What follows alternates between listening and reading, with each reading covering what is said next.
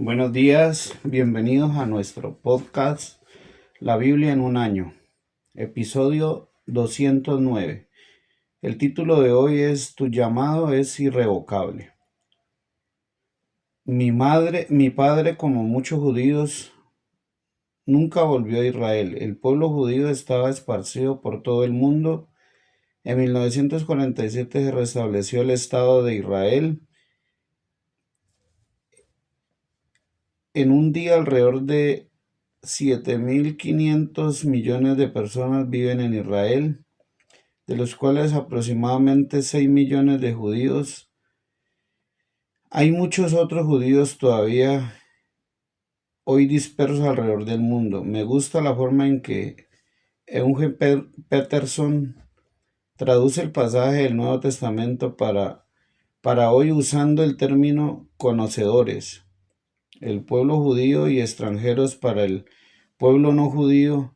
A lo largo de los años muchas personas judías se han hecho cristianas. En realidad todos los primeros cristianos eran judíos, conocedores, pero ahora la inmensa mayoría de los cristianos son extranjeros.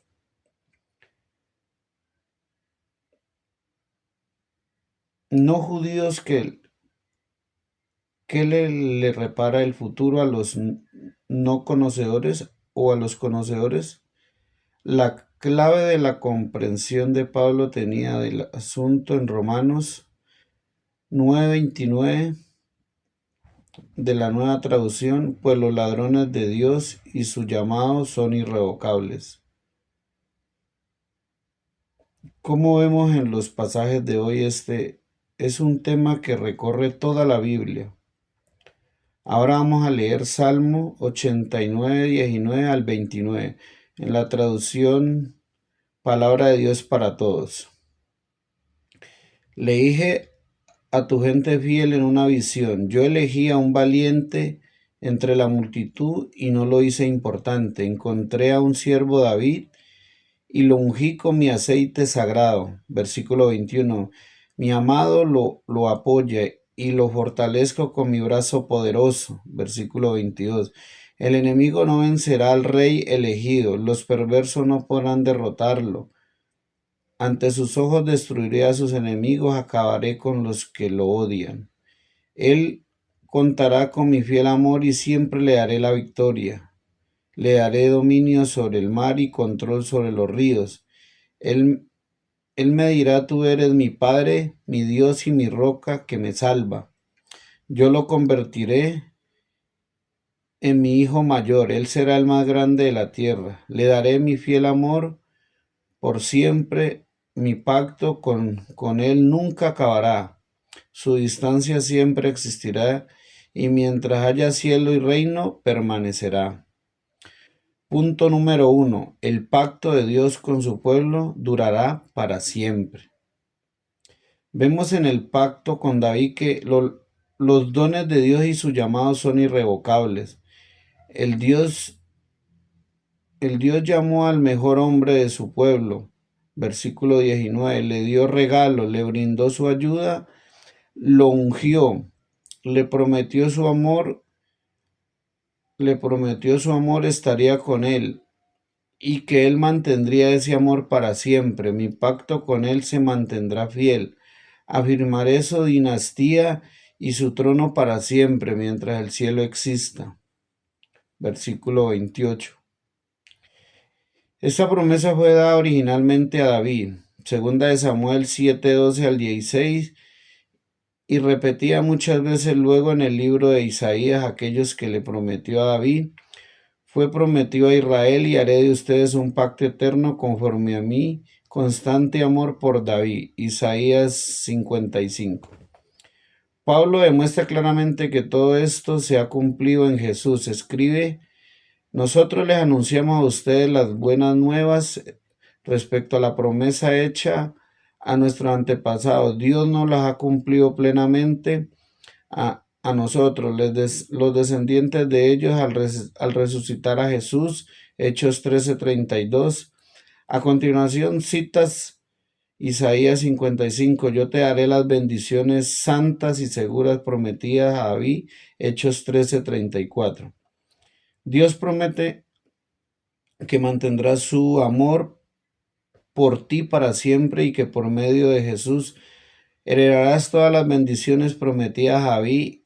Eres amado, eres ungido, Dios te dará fuerza y tu llamado es irrevocable. Ahora vamos a hacer una oración. Padre que está en los cielos, te damos gracias por tu fiel amor. Hoy clamo a ti, tú eres mi Padre, mi Dios, la roca de mi salvación, respaldado en el Salmo 89:26. Amén. Ahora vamos a leer Romanos 11:11 al 32, en la traducción en español, Palabra de Dios para todos. Entonces yo pregunto, ¿cayó Israel hasta destruirse? De ninguna manera, pero el error que cometieron trajo salvación a los no judíos para que los judíos sientan celos. El error de Israel ha traído muchas bendiciones a todo el mundo. El fracaso de su misión sirvió para traer muchas bendiciones a todo el mundo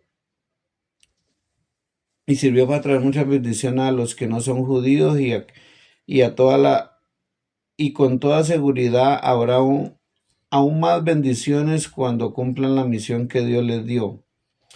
Ustedes que no son judíos les dijo, puestos que soy apóstol de los que no son judíos, le doy mayor importancia a este trabajo. Quisiera hacer sentir celos a mi propio pueblo para poder salvar a alguno de ellos. Al rechazar los judíos, Dios les dio la oportunidad a que no son judíos de hacerse amigos de él y así que cuando Dios vuelva a aceptar a los judíos, eso traerá al mundo nada menos que vida después de la muerte. Si el primer trozo de pan fue dedicado a Dios, entonces todo el pan está dedicado a Él. Si las raíces del árbol fueron sagradas, entonces las ramas están consagradas. Algunas ramas naturales de olivo fueron cortadas. En lugar, tú fuiste injertado como una rama silvestre. Entonces ahora eres parte de la misma raíz y comparte la misma vida de olivo. No te sientas más importante que las ramas cortadas. Si te crees más importante, recuerda que no eres tú quien da vida a la raíz, sino la raíz la que te da vida. Tal vez ahora digas, pero las ramas fueron cortadas, pero injertarme a mí.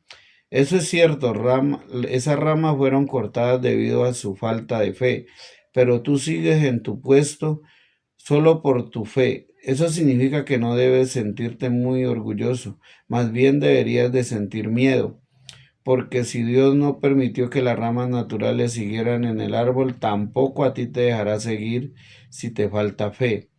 Date cuenta entonces que Dios es bondadoso, pero también es estricto y escrito con los que han dejado y estricto con los que han dejado de creer en Él y es bondadoso contigo. Tú tienes que vivir confiado en su bondad y de lo contrario tú también serás cortado del árbol. Versículo 23. Por otro lado, si ellos te dejan tu falta de fe en Dios, entonces podrás otra vez estar en el árbol. En el árbol, Dios los puede poner otra vez donde estaban.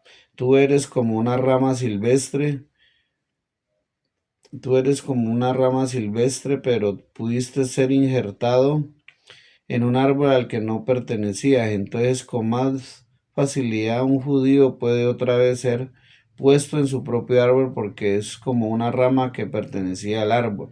Hermanos, yo quiero que sepan algo que les ayudará a conocerse, sábelo todos. Así que les explicaré un secreto que Dios ha revelado.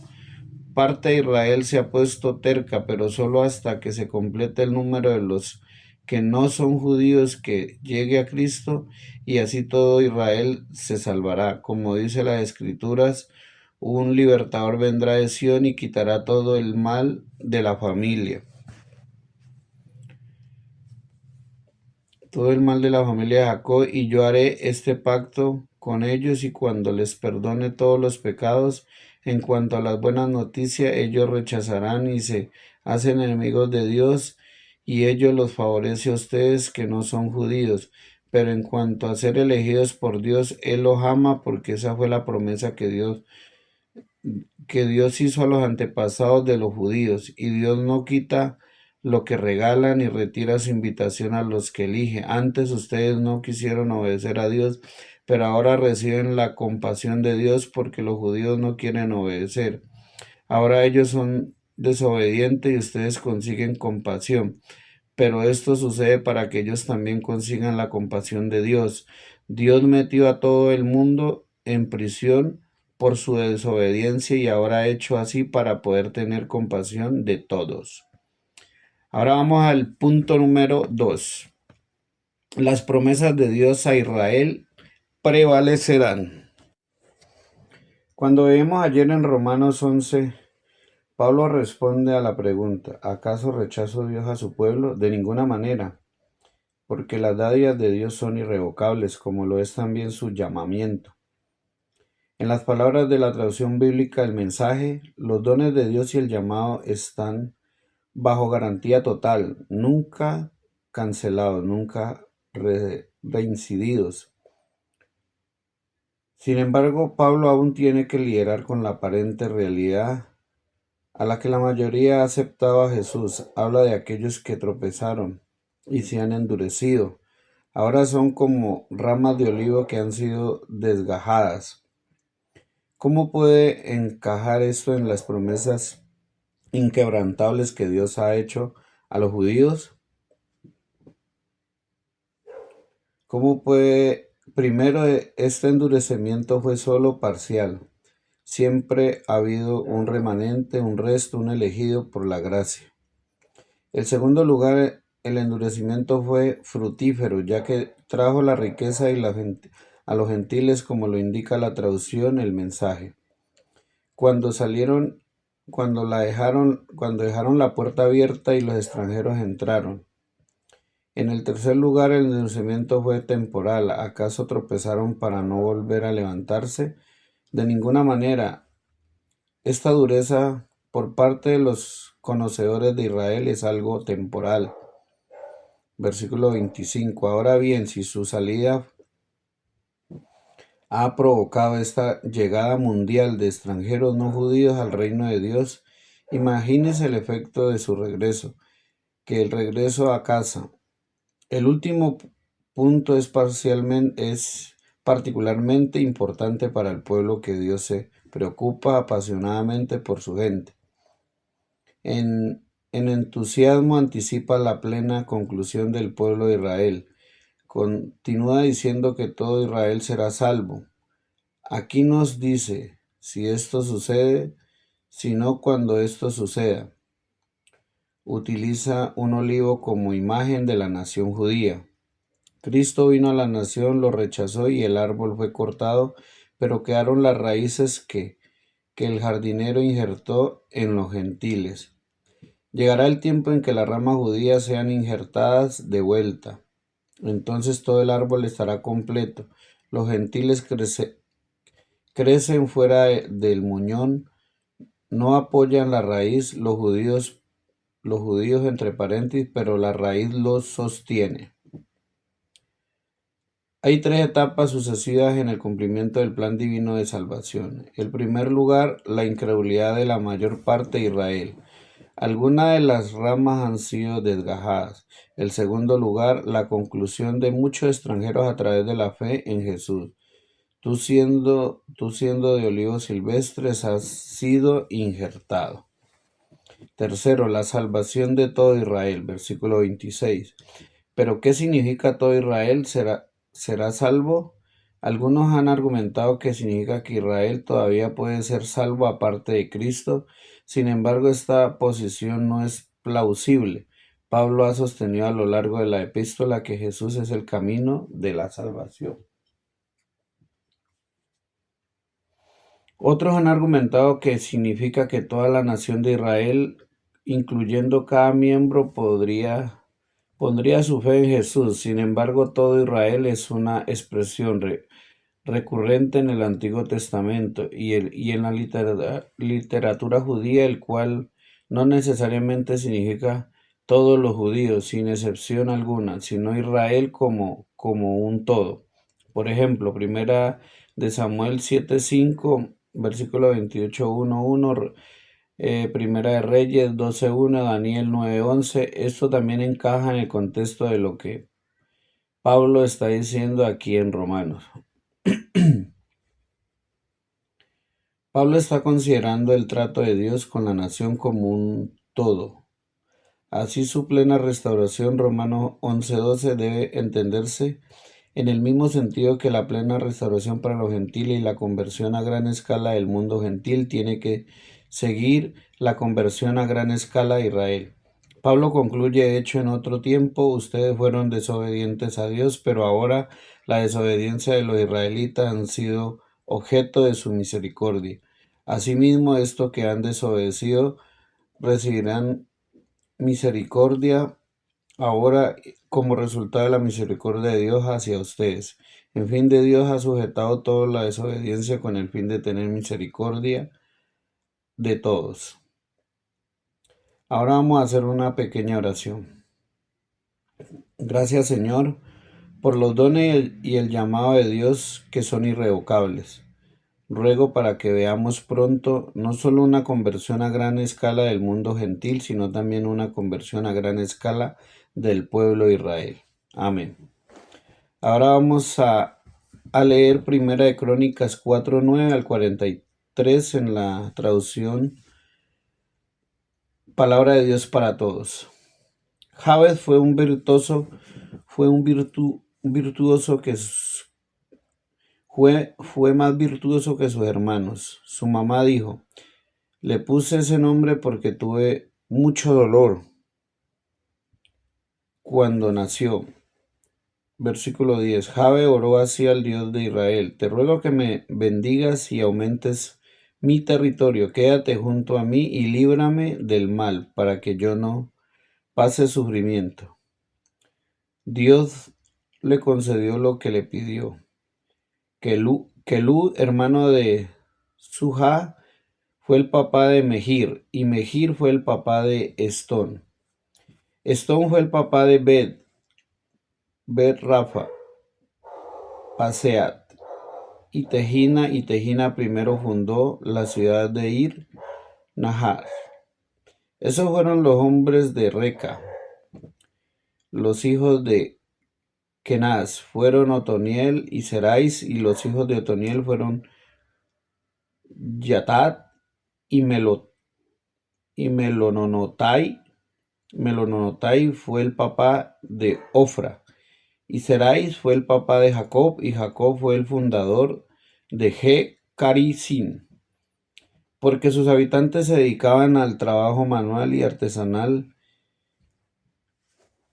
y los judíos y los hijos de Caleb, hijo de Jefone, fueron Ir, Elá y Enoán. El hijo de Elá fueron Kenaz. Los hijos de Yalei fueron Sifa, Tiras e Isal, y los hijos de Esdras fueron Jeter, Meret, Efer y Jalón. Meret se casó con Bitía, hija del faraón, y tuvo con ella a Miriam, Sumai e Isba, papá de Estemoa. Meret tuvo otra esposa que era judía, que era de Judá, y tuvo con ella a Jered, quien fundó la ciudad de Jeredor, a Geber, quien fundó la ciudad de Soco, y a Jecutiel, quien fundó la ciudad de Sanoa, y los hijos de Jodías, quien se casó con la hermana de Nahat, fueron Keliat el Garmita y Estermoa el Macateo. Los hijos de Simón fueron Amot, Rina, Bet, Hanat y Tilón. Los hijos de Isi fueron Sojet y Bet Sojet. Y los descendientes de Selá, hijo de Judá, fueron y el fundador de Leca y Lada, quien fue el fundador de Maresa, de las familias que trabajaban en el lino en Bet Asbed. Joaquín y los habitantes de Josefa, Joás y Saraf, quienes según las crónicas antiguas fueron y se casaron con mujeres moabitas y luego regresaron a Belén, y ellos eran alfareros y vivían en las regiones de Netaín y Gudedera, donde trabajaban para el rey. Y los hijos de Simón fueron Nemuel, Yasmín, Jarib, Será y Saúl. El hijo de Saúl fue Saulum, y el hijo de Saulum fueron Misab, y el hijo de Misab fue Misma. Y el hijo de Misma fue Jamuel, y el hijo de Jamuel fue Zacur, el hijo de Simeón fueron Semón, Jamí y Zera y Saúl, y el hijo de Saúl fue Salún, y el hijo de Saúl fue Misa, y el hijo de Misa fue, y el hijo de Misma fue el hijo de Jamuel. Fue Zacur de Saúl, Sime, y los hermanos de Sime no tuvieron muchos hijos, pero él tuvo 17 hijos y 6 hijas, y sus clanes fueron tan numerosos como los de Judá. Los descendientes de Simeón habitaron en Berseba, Molada, Jasur, Saúl, Bilha, Esen, Tolat, Betuel, Jorma, Siclá, Bet, Mercabot, Sahar, Susin, Betbai y Saharayín. Esos fueron los territorios hasta el reinado de David. Ellos tenían otros 5 pueblos: Etán, Ellín, Rimón, Toquén y Asán. Los campos que rodeaban las ciudades se extendían hasta el Baal, y ellos vivían en esos lugares, y estos son sus registros familiares. Mesofá, Jamelé y Josaí, hijos de Amasías, Joel, Jesús, hijo de Josifías, hijo de Serais, hijo de Asiel, Elimonai, Jacobás, Secoías, Saíl, Jazmí, Besá, Sisa, hijo de Sifi, hijo de Alón, hijo de Jedais, hijo de Simri, hijo de Semanías. Todos los mencionados anteriormente fueron jefes de sus clanes. Como sus familias crecieron mucho y llegaron a ser muy numerosas, fueron hasta la entrada de Gedor al oriente del valle, buscando buenos pastos, tierra fértil y lugares calmados y tranquilos, y allí había vivido los descendientes de Cam.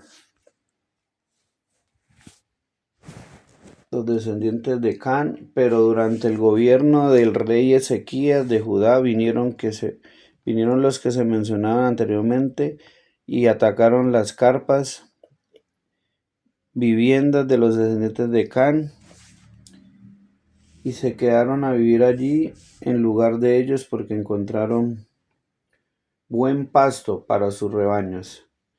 500 fueron descendientes de Simeón, y fueron hasta el monte Seir bajo la mano de Pelafías, Nearía, Refaías y Uziel, hijo de Así, y ellos acabaron con los malecitas que quedaban y vivían hasta el día de hoy. Ahora vamos a leer Primera de Crónicas 5 en la Nueva Traducción Palabra de Dios para Todos.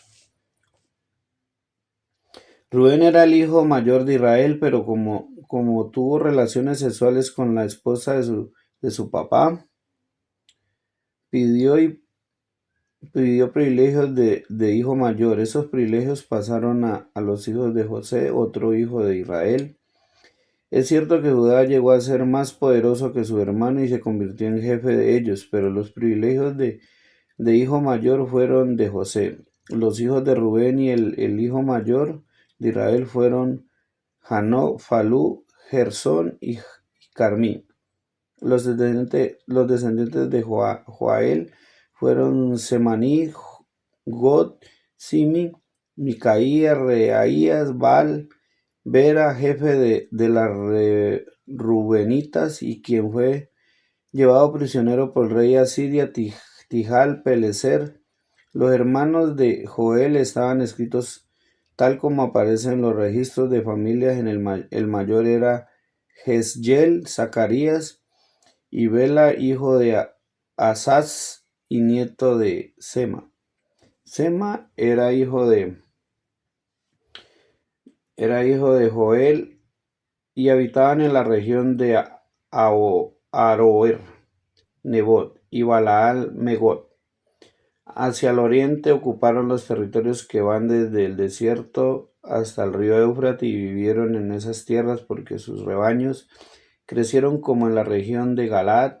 Durante el reinado de Saúl, y la tribu de Rubén se enfrentó contra los agarenos y los venció. Luego los rebenitas vinieron en la tierra, y los agarenos hasta la región de oriente de Galaad. Los descendientes de Gad, que vivieron frente a los rubenitas y en las tierras de Basán, hasta la región de Salca, y fueron Joel en la tierra de Basán, quien era el jefe, y luego Safán, Hanai y Safat. Sus parientes y jefes de otros 7 clanes eran Micael, Mesulán y Saba, Jorai y Jacán, Sia y Eber. Todos ellos eran hijos de Abigail, hijo de Jurí. Jurí era hijo de Joroán. Joroán era hijo de Galad. Galad era hijo de Micael. Micael era hijo de Yesisai. Yesisai era hijo de Yado, hijo de Buz. El jefe de sus familias fue ahí, quien era hijo de Obdiel, nieto de Guni. Ellos ocuparon la región de Gaal, los pueblos vecinos de Basán, y todos campos de pastoreo cercanos a Sarón. Los registros familiares de todos ellos escribieron durante el gobierno del rey Jonatán de Judá, y durante el gobierno del rey Joroboam de Israel.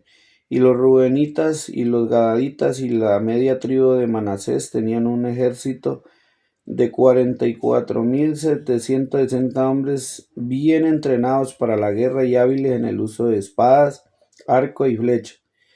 Ellos lucharon contra agaradenos y contra Getur, Nafis y Nodán, recibiendo la ayuda de Dios y sus luchas.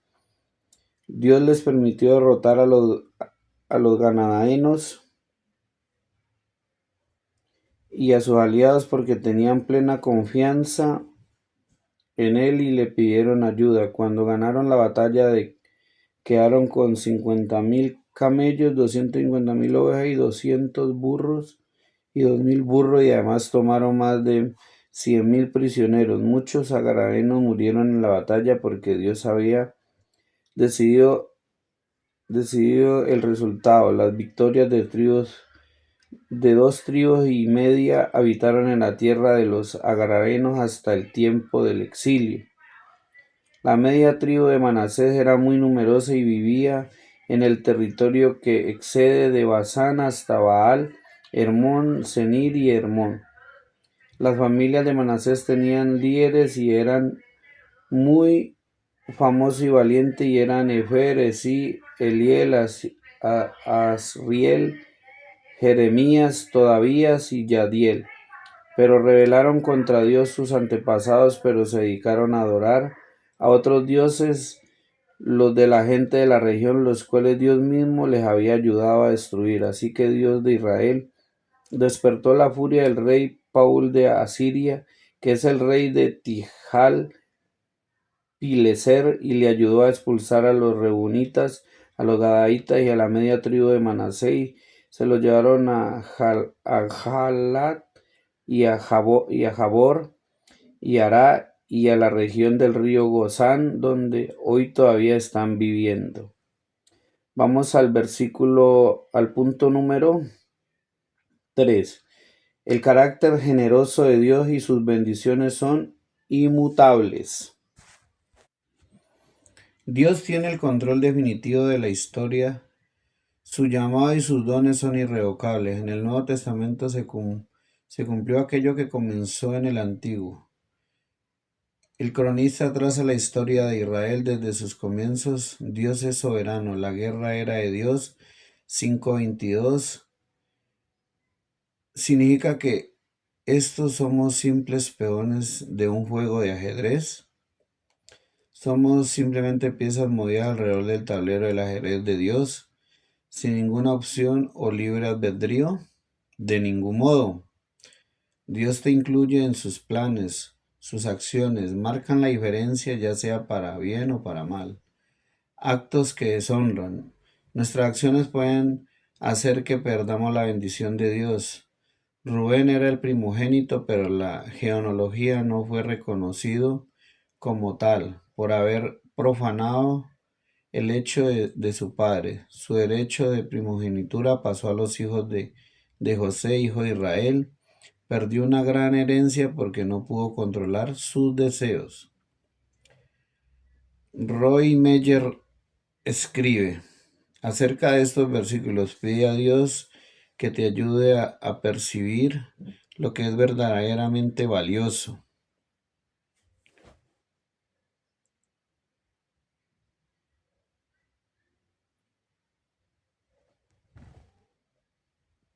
Y a no permitir la lujuria de la carne o tus emociones te hagan perder una bendición.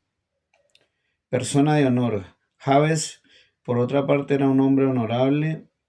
La oración de Jabes marcó la diferencia. Oró al Dios de Israel diciendo: ay, tú me bendijeras y extendieras mi territorio, y te ruego que estés conmigo en todo lo que haga. Y líbrame de toda dificultad que me cause dolor. Y Dios le concedió lo que pidió. En el versículo 10. Esto no es la oración más altruista, y el término se refiere a la conducta humana y se defiende como la preocupación o atención desinteresada por otras personas. El egoísmo, al contrario del egoísmo de la Biblia. Sin embargo, Dios respondió. Jesús nos enseñó a orar, entre otras cosas, para que nos diera hoy nuestro pan cotidiano. Mateo 6:11 muestra primera preocupación. Debe ser la gloria de Dios, su reino y su voluntad. Pero no está mal también pedir la bendición y la presencia y la protección y la sanación de Dios en nuestras propias vidas. Del mismo modo, Dios le dio a su pueblo la victoria por cuanto confiaban en Dios y clamaron a Él en medio del combate. Y Dios los ayudó. Primera de Crónicas 5:20. La batalla era de Dios y Él tenía el control definitivo, pero sus oraciones marcaron la diferencia. Bueno, vamos a hacer otra pequeña oración. Señor, gracias porque mi llamado es irrevocable. Gracias porque la batalla es tuya. Gracias porque mis oraciones hacen que marquen la diferencia. Señor, te pido hoy por las batallas que enfrento. Amén. Comentario de la pastora Pipa Gumbel. La pastora Pipa toma como referencia Primera de Crónicas 4:9-10, la oración de Jabes. Probablemente hago demasiadas oraciones por mi familia y por mí. La oración de Jabes también suena egocéntrica, sin embargo Dios parece haberla respondido. Recordemos que el autor de este devocional es del pastor Nicky Gumbel de la iglesia HTV en Londres, y la voz de este podcast es de Jader Cruz. Bendiciones del Altísimo.